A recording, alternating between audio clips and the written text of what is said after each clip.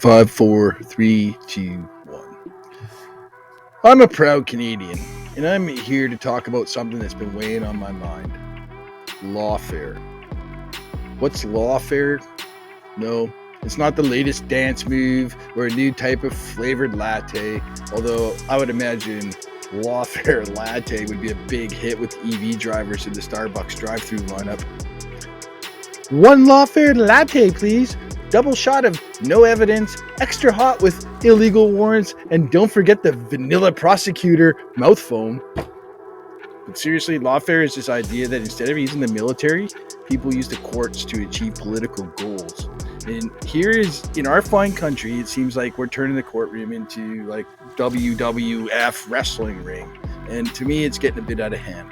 You ever notice how in Canada, what was once all about peace and order and good government is starting to feel more like peace, order, and your court date is next Tuesday?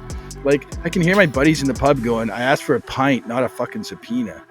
Now, being a conservative in Canada is like trying to talk about baseball at a figure skating rink. People look at you like you just suggested putting maple syrup on their poutine or something. No one is ready for that. I remember one time I was at my buddy Steve's house and we were having a barbecue, classic Canadian summer. The smell of burgers grilling, a few beer cans dotted around the yard. Everything was going smoothly until someone actually mentioned politics. And that was like throwing a grenade into Timmy's. It exploded, shit everywhere. Suddenly everyone's yelling, "You can't think like that, you're a racist. That's not how we do things here." And I'm like, but I thought we were all about diversity and inclusion. I thought being Canadian meant I could have my own opinions too, right? But apparently not. Apparently the official Canadian rulebook states you can have your opinions as long as they perfectly align with Justin and the gang.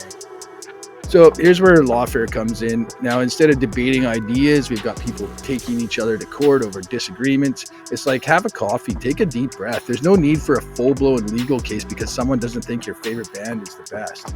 And I get it. Legal battles are thrilling, like watching a documentary, but without the popcorn and you can't fast forward or watch at 1.25 speed like I like to do. But we've got politically motivated Crown Counsel directing prosecutions against dissidents. Regular folks being driven basically into homelessness. Everyone's getting into the act. I half to expect next season of The Real Housewives to be filmed in the Ottawa courthouse. Now you're in contempt in court, Karen. And it gets more ridiculous when we talk about the frequency of these court cases. You think we were running out of a Netflix shows and needed new content. Like, what do you mean I can't make fun of your political platform or propensity to grift off old ladies on your independent news network? By the way, where's the money, Levansky? But really, that's just the crux of the issue.